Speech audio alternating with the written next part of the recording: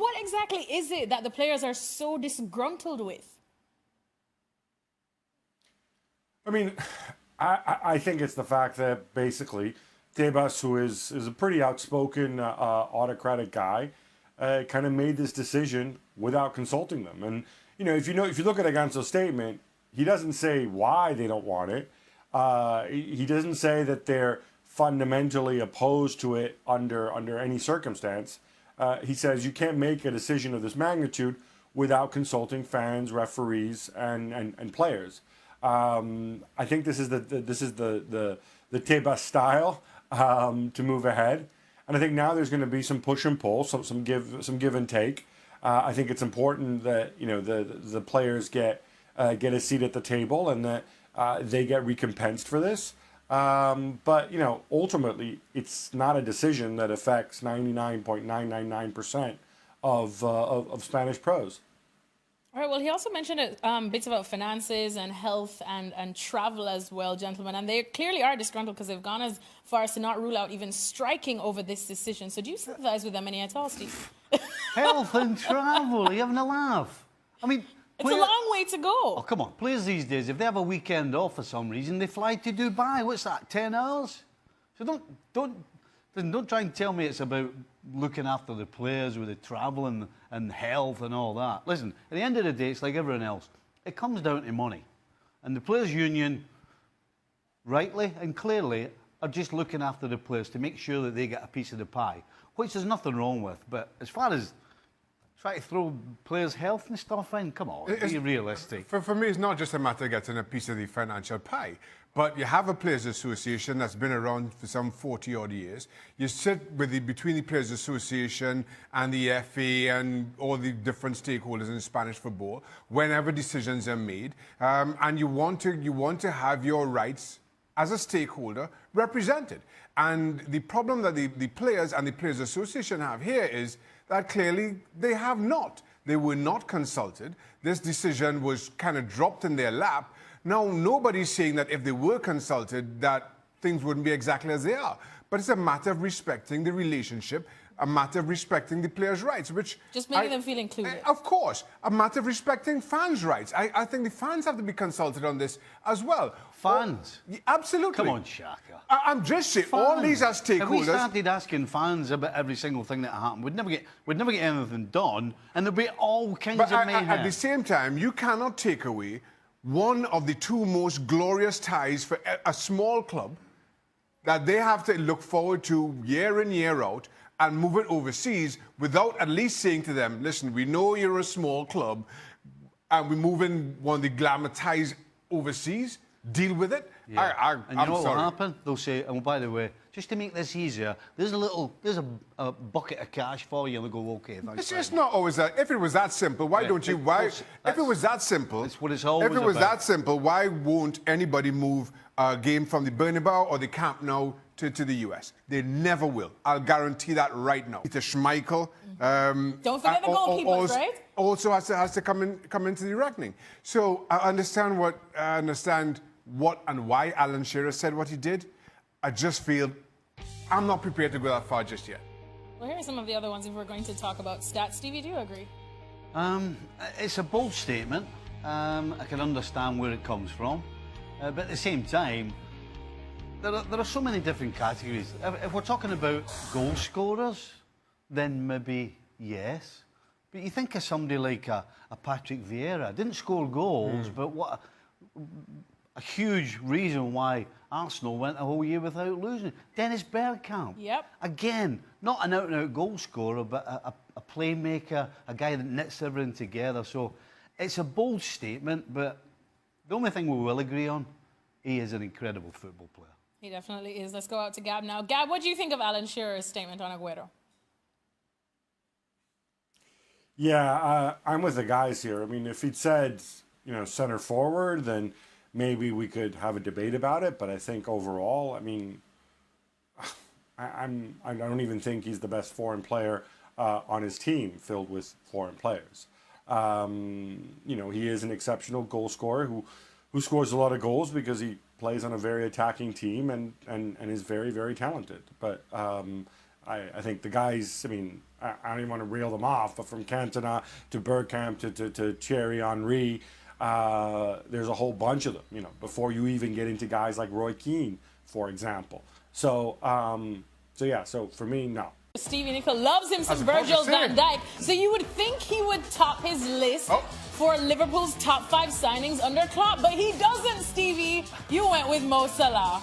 Hey, listen, the game's all about goals, right? Oh, wow. The game's all about goals. Listen, if you let in 4, you can still win by getting 5, right?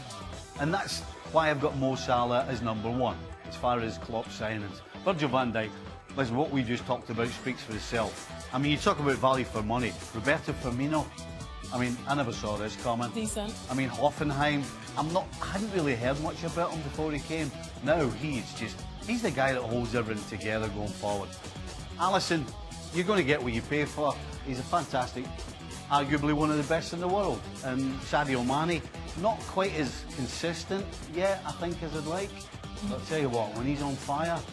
He's Mane on fire. He is absolutely I had frightening. to throw that in there. Shaka, Alisson at number 4. Yeah, listen, I have no complaints about that list at all.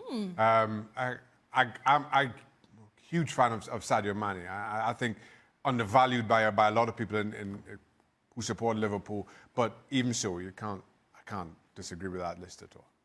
All right, well, I guess the big question is now... I bow to Stevie's knowledge and expertise. You bow to Stevie's knowledge and expertise. Okay, Gab, what about you? Do you also bow to Stevie's knowledge and expertise on that list?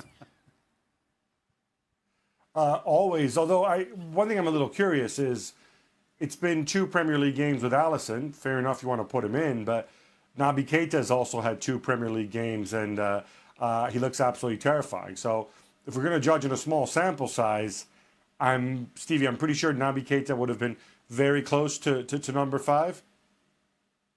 Yeah, That's a good point. yeah, absolutely. Absolutely. Yeah, But you only asked for 5. But you were only asked for You can only get 5. if it was 6, I'd have put Keita. Oh, okay, but then just decided. Top 6 just doesn't really have the same ring to it, though. Okay. Exactly. All right, well, welcome into Extra Time. I'm Alexis Judas here with Stevie Nicol Sticky start, but you and came good. Shaka Hislop. Guys, are you ready? See how your job is so much easier than mine? Because you're reading? Because you have to read? Yeah, you've got to read. That's We also have Gab Marcotti here. He's waving because he wants some camera time. It's okay, Gab. You know I saved the best for last. She's busy telling us how tough her job is, Gab. Yeah. I've got to read. Oh, I've got to read. Oh. Yeah. Only because you can't read, Shaka. Well, this is not a good start at all to this extra time. Get him to read that again. Exactly, Shaka. Next time you're going to read it in your sultry voice. Oh, okay. Let's move on. Ready for some questions? They are ready. So We said no. Coach Gordon Bombay wants to know, would a Champions League final in the USA be less controversial than a regular season league match? Of course, this stemming from all the drama going on in Spain with the players and the fans not happy that they'll be moving a regular season match here to the US. I think it would be, because the Champions League final is at a neutral venue. Stipulation only being that it's in Europe, given that it's UEFA competition. But it's neutral, and I think it would be more easily accepted if we had the Champions League final. Stevie? Opposite of what he said. Really? Why not? What did I say? Well, you're going to move the thing to a different continent. Oh, is it okay to move a league game? Is it okay to move a league game to a different At continent? least they're used to moving the final. Arguably, the most prestigious club tournament in the world. You're going to take it out from where it was born and where it is to a different continent. So And why is it okay to move a league game? And we're comparing that to one La Liga league game. But that more disrupts the league, don't you think, than a final that we're used to moving anyway? How does that disrupt the league more? Let's go to Gab, because Gab is always the one that speaks some sense into us. Gab, what do you think? Hold on, so wait a minute. Are they more likely Which side of the fence that? you on there? Gab is the voice. Gab is always the voice of reason. Gab is Which one the of voice of reason. Hold on, which one of the two was talking nonsense? Let's ask Gab. Whichever one that Gab disagrees with was Okay, that's talking fair enough. nonsense. That's a good answer. I like that. I would kind of lean. I mean, I think a lot of it depends on your world outlook, but I would kind of lean towards Stevie's side. Oh here. yeah! What do you say? for the simple reason Who asked Gab anyway? of what it does to the rest of the world. Now look, listen, Barcelona or whatever, you know, La Liga playing one game in the U.S. is about strengthening the Liga brand and strengthening Liga brand worldwide, but not necessarily going after the MLS or Liga MX or whatever's there in North America. Taking the final of the UEFA Champions League and putting it on somebody else's doorstep, I think that would really have an impact on the Confederation as a whole, on the continent. It really would be something that's really purely about money, about turning this into kind of a Super Bowl, about European domination of the rest of the world. And yeah, so to me, I don't know. I certainly could do without it. Europe's a big enough place. There's enough places without having to go abroad. For a league, a bit different. Go on. Okay, Shaka. Who's talking nonsense? It's okay, Shaka. Well, apparently Shaka is because Gab sided with Stevie, and Gab You made the knows his rules. stuff. I had all You the made- I made the I put all my faith in Gab. And I said whoever and Gab let me picked. down. So Stevie, congrats. Thank you. You're speaking some sense. Thank you very much. Let's move on to the next question now. Nick wants to know, surprisingly to Stevie, since he's the only one talking sense today. He wants to know who will score more goals for Liverpool this season, Salah, Mane, or Firmino? Salah. Plain and simple. So Lightning's going to strike in the same place twice.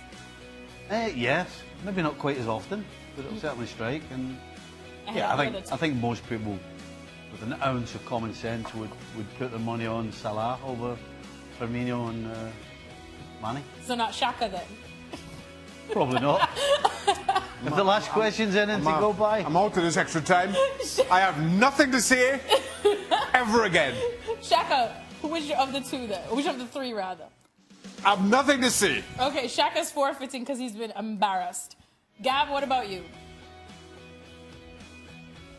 Yeah, no, I'd certainly lean towards Salah. I mean, expect him to score seriously. as much as he scored Gab, this is too easy last for me and season, you. but Too easy. yeah, I mean, are you expecting me to go wild card and say Sturridge maybe? But you know, no, I think Salah. By the way, if it's per minutes, you could be right. You only played, what, 10 Yes. minutes the other day and scored? Fair enough. Let's move on to the next question, which is a long one. Oh, I don't even want to try pronounce the name. I might massacre it, but I should let Stevie try it. Anyways, with all the hype... Punya Mohanty. Punya Okay, there you Mohanty. go. It's easy. Everybody knows. Everybody knows All Punya. right. Punya Mohanty, I'm not even looking at it, I can pronounce it. Oh, there you go. Okay. With all the hype around Zidane replacing Mourinho, wouldn't it be better that Conte took the United job? He's got the best out of Pogba, made Matic a fair central midfielder, targeted Lukaku and Sanchez at Chelsea. Should ask you that. You're a United You're fan. a United fan. Yeah, but I'm not the analyst. Yeah. Yeah, well, all you're doing Anyway, is just reading. asked All you're for doing it. is reading. Hey, You should couldn't we- even read Punya's name. You should show us I was read just it. giving you a chance to Let's come back Stevie, and let sound Stevie smart. read the question, All right, let's and do then it, you Gab, answer since it. You two are so difficult. No, Gab. Shows your tattoo. Let Alexis answer this. Gab, would Conte be a better fit at United than Zidane then? Well, I'd really know what you think. I'd like to know what you think Oh since you my are the United goodness. fan here, as the boys have said. But look, since Punya Mohanty, I'll go and answer Punya Mohanty's question, since I have no problem pronouncing Punya Mohanty's Ooh, name. all right. Just turn Actually, on Gab, again. to be fair, Turn Gab, on there's only again. one person struggling with. I see. Shaka. I see the logic here because, look, I'll say this about Zidane. Zidane was obviously brilliant at Real Madrid with the Champions League, but the Real Madrid job and what he walked into with the players already there, you know, having won a Champions League just, 2 years before, it's very unlike anything else. He was there, he knew the club inside out. So in some ways, I think there is a logic behind Conte. The reason maybe Conte wouldn't be the ideal successor to Mourinho is that I think there are definitely some parallels between him and Mourinho, especially when it comes to you know, being demanding in the transfer market and perhaps making your feelings known. Maybe some parallels in the football as well. So I don't know. I would imagine that if and when Mourinho goes, and it might not be for a while, I would imagine the club, as clubs often do, would go for a very different type of manager. See, I agree with Gab. All What right. was that? What do you agree with? What? I would take Zidane. If we're asking to choose, what's not to like about Zidane after what he just did? Is that the question? And Conte left some, you know, bad taste in some people's mouths. We're moving on to the other question now. I mean, anyway. During your playing career, rather, Shaka and Stevie, which was the most annoying manager that you played under? Almost annoying man I played under. Are you allowed to say? It's okay, you're fine. I played under a lot of managers. Played under a few myself. I don't know if you call a manager annoying. I don't know. Difficult then. There's certain things that they would Or do. challenging. There were certain things they would do that were annoying. For example, doing a warm-up with 1,000 cones all over the place. I mean, you were scared the aeroplanes were going to try and land with all the cones and everything that were all lying about the grass. That used to annoy me. I'm waiting for a name. No. Come on, Stevie. No. He's probably not watching now. Yeah, well, I'll tell him. Stevie, I'll tell him, manager, whoever it is. Shaka. I don't know. I don't. Oh my goodness, you guys are But tame. you have to rememd, my perspective is different. I was a goalkeeper. I don't care what the manager said. One person give I me used a to talk to name. the goalkeeper coach. I didn't talk to the Which manager. was the most annoying goalkeeper coach you ever had? I don't know. Oh God. There must have been something they did that annoyed you. Something they made you do, like an exercise or something like that, that you thought, what am I doing this for? Yeah, you know, I don't remember. It's like Tommy Tuchel, right? Like Tommy Tuchel at Dortmund, doing the warm-up, doing this thing with tennis ball. Right. Yeah. That would get right up my waz, that, so it would. You where? I'd be like, what am I doing? You don't do this during a game, do you? All right. I'm in a so circus. I wish Gab played because then at least I'm sure Gab would name a name because Gab's a man and he's not afraid of anybody. I ain't afraid of anybody. I just can't think of Okay, any. all right. Well, anyways, hopefully Can you you guys read aren't that? afraid Read to that. tune into our show. We Read are that. on every single day Go on, well of the read. week. Well, read it. Go on, read it. Read it. Available de Dai. Espinen plus. Tell you what, I don't know you did. Well, you're right. It's not that easy as it looks. Taking a day off. Aye. It's always a good day when we've got Stevie Nicol in the house because then we get to talk about defensive aspects of football, especially when it comes to this club, Stevie, Liverpool. Your beloved Liverpool, one time. We know how wonderful they look going forward, but one of their Achilles heels has been their defense. And Virgil van Dijk came, and some believe he's solved all the problems. He's had such a good impact. So is it near the product you want it to be, that finished product? Listen, you're always looking to improve, regardless of whether it's defence or attack or midfield. But what Liverpool do have now, which started with Van Dijk, is a confidence and an expectation that nothing's going to go wrong. You know, a back four plus the goalkeeper has to have confidence in each other. And when you're playing in front of a back four, you cannot be thinking about, well, what's going to happen next? Because that was basically what was happening at Liverpool. We did not know when that ball went in the box or anywhere around the goal what was going to happen. Now there's a confidence and there's an air of, well, regardless of what you throw at us, we're going to deal with it. And that's exactly what I guess some have happened. But if we rewind back to all the way at the start of the season around last year, I don't think you remember, or you might remember when Jamie Carragher and Jamie Redknapp had a bit of a spat on Twitter, as we do, about Liverpool's defence and how before they got Van Dijk, one was saying that, you know what, one man is not going to solve all the problems, especially I guess the fact that Liverpool were fragile to set pieces. Do you think that he has, though? Yes, and they're actually both right. You know, it does take more than just one person, and we've seen that with the introduction of Arnold, and we've seen Robertson, and of course Alisson in goal. You know, these other pieces help, but what one man can do is give a confidence and an aura to everybody around them. Is it enough now to win the league? Right now, the way they defended against Palace, if they can do that every time they step on the field, then yeah, they got a chance. Van Dijk, is he the best centre-back in the Premier League, in your opinion? I think he's the most influential right now, yes. All right, there you have it, Stevie Nicol. Wow, if I were Virgil van Dijk, I would be sleeping a very happy man knowing I've got the Stevie Nicol stamp of approval. I'm sure he'll sleep well. Thierry Henry is embarking on a new chapter of his life in terms of becoming manager of Bordeaux. Stevie Nicol knows what it's like to go from player to the top man at a club, Stevie. So what do you make of this timing? Is the timing right for Thierry Henry to be the top man at a club? I think so. He's served somewhat of an apprenticeship. He did a bit of coaching at Arsenal, and of course he was with Roberto Martinez with Belgium. So now is the time, I think, to step up. When you're an assistant, it's easy because it doesn't matter. You're given little bits and bobs, but the head guy makes all the big decisions. Now he's going to be in a position where he has to make big decisions, and I think in some ways Bordeaux is a good place to start. You know, there won't be too much expectation on him. He certainly won't be expected to bring silverware to the club. So what he has to do is make a difference, whether it's the style of play, whether it's bringing younger players on. So for him at Bordeaux, it's about making a positive difference. And then maybe then it's time to move a little higher. Oh, that would be nice indeed. Well, speaking of Thierry Henry, there's been a bit of an influx of all these young managers. And I mean, I know I'm not that old, but they are young in the sense that I still remember them playing. I'm talking about like Frank Lampard, Steven Gerrard, of course, Henry, Patrick Vieira, who are now at some of, you know, the notable clubs in the world, we should say. So what do you make of this? Is this a good step in football? Absolutely. Yeah, I think it's great.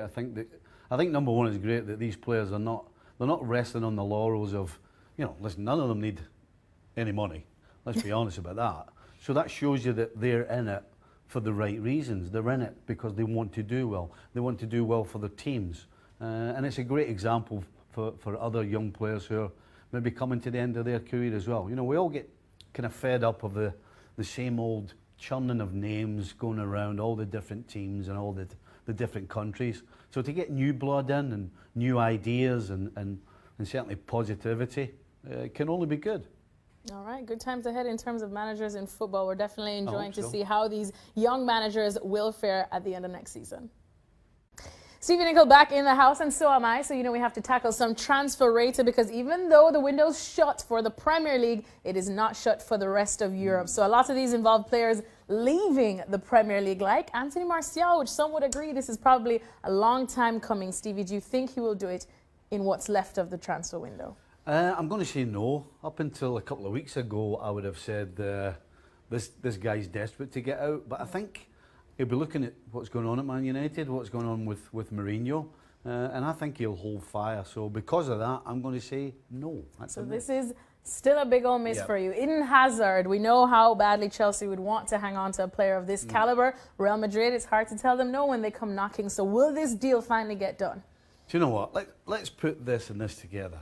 Because Chelsea, regardless of the amount of money that they would be offered for these two players, they would be absolutely bonkers to let them go in this window because they won't be able to replace either of them. So it seems inconceivable to me. Now, I did say Ronaldo wouldn't go to Juventus, but I mean, from a Chelsea point of view, from a Chelsea fan's point of view, this would be absolute madness. So I don't see any way that these two go anywhere. So these would be big old misses for you. Yeah. This one, though, not so much of madness because we also do know the bit of bad blood that has been brewing between Bayern and Robert Lewandowski. So is it finally time to leave? Will he get the chance to leave in this transfer window? I think it is the time for this guy to go. You know, he did a lot of whinging last year, but he was doing it the year before as well.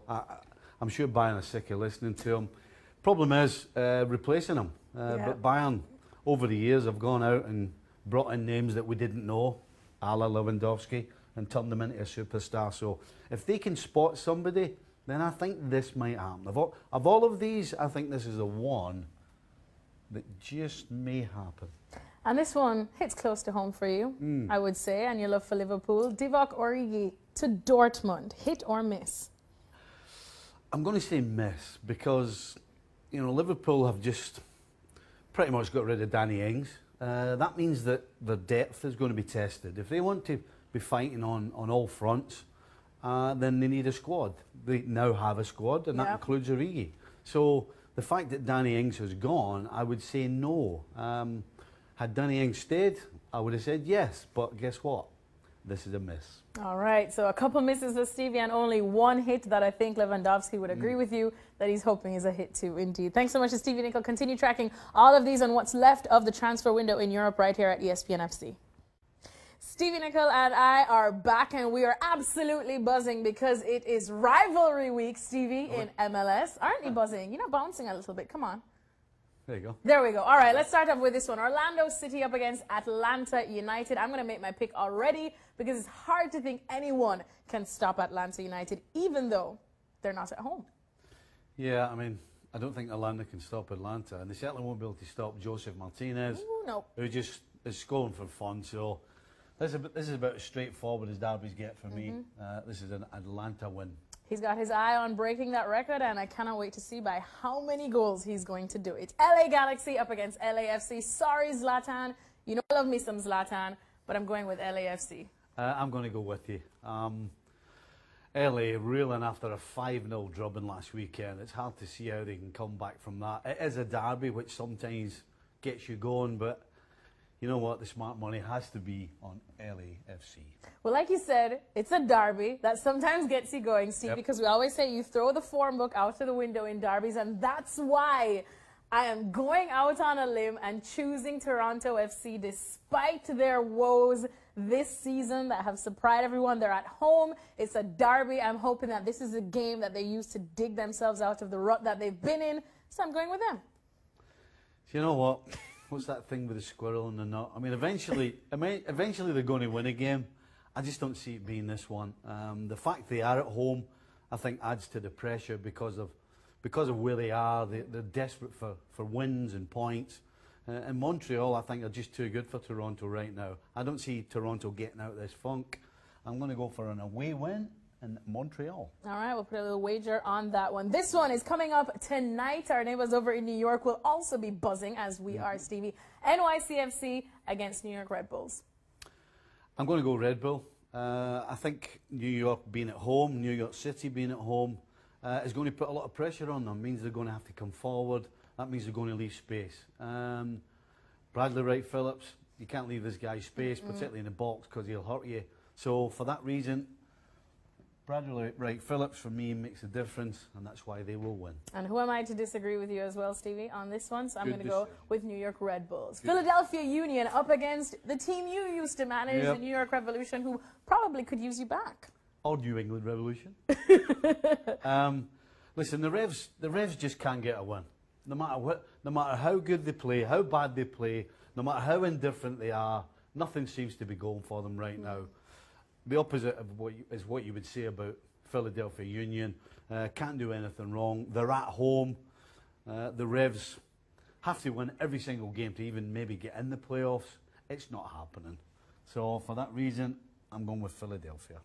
The Revs are not scoring on my boy Andre Blake, so I'm going to go with Philadelphia Union as well. Another smart move. Another smart move by me. Wow, smart moves all around. Thanks so much to Stevie Nicol. We'll make sure to track everything from MLS Rivalry Week right here at ESPN FC. Look at that win percentage going from 32% to 69%. Herc, he's even gone so far as to say that he feels that teams show them, DC United that is, more respect since he's arrived. Well, I would say that's how low the bar was for DC United before. And listen, we've spoken about this, about a player of that caliber, Wayne Rooney's caliber, how maybe physically he wouldn't be the Wayne Rooney of old, but between the ears, he's still smarter than probably everybody else on the field. He's making his teammates better. Luciano Costa is having a revival with DC United. I don't think I've ever seen him play as well as he is now alongside with Wayne Rooney. Paulo Ariola is getting into the mix. His team is playing better. They're feeding off that confidence. They have games in hand. They just opened a brand new stadium. About over 70% of the remaining games will be at home. DC United, with these games in hand, this newfound confidence, and Wayne Rooney playing the way he is and making his teammates that much better, they're going to have something to say in the East. Stevie, you were always a big fan of this move and arguing it for sure. So what do you make of Wayne Rooney's impact? You're probably not surprised, are you? I'm not surprised how well Wayne Rooney personally is doing. I'm actually more surprised at how much better he has made this team. I mean, before he came, this team was a shambles. There was no figurehead whatsoever. But I mean, the goal he makes from running 60 yards back, getting the ball, whipping it in, and then the header goes in the back of the net. I mean, not only does this lift the team, but it lifts every single person in the stadium. It's contagious. Yeah. So, I mean, right now, everything that DC touches, and certainly Wayne Rooney touches, turns to gold.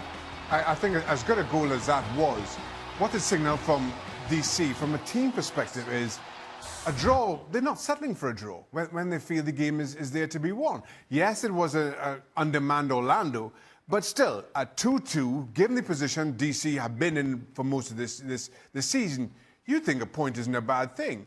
Yet still, at 2-2, you throw your keeper up at the other end, and you go for the 3 points. And I think that kind of that belief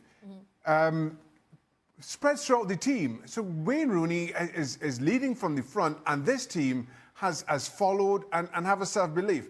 I thought Wayne Rooney would be good. I thought it would be a good signing for DC. I did not expect this kind of a turnaround. I said all along, as good as Wayne Rooney may be for DC, they need a whole lot more. But they're proving me wrong. Well, Herc, I'm hearing all the right things, and momentum seems to be on their side. That belief, that confidence, somebody has seen your figure. So does this mean they'll make the playoffs then? Can they? I believe they've got a very good chance. Can they? I think there's a few teams like Philadelphia, Montreal that might contend with what DC has to say. But if you look and we talk about how contagious this has been, the front office, they see a team that could potentially be a winner on the field at Audi Field. What do we need? Let's go get our goalkeeper. They went out and got Bill Hamid again. They convinced Bill Hamid to come back to play. This is your way of getting back to the national team, of being a mainstay. And now they've got a good goalkeeper. They've got great belief within the team. They've got a player who's lifting everybody else, and they're winning at home and playing more home games to come. DC United would not surprise anybody at this point if they made playoffs.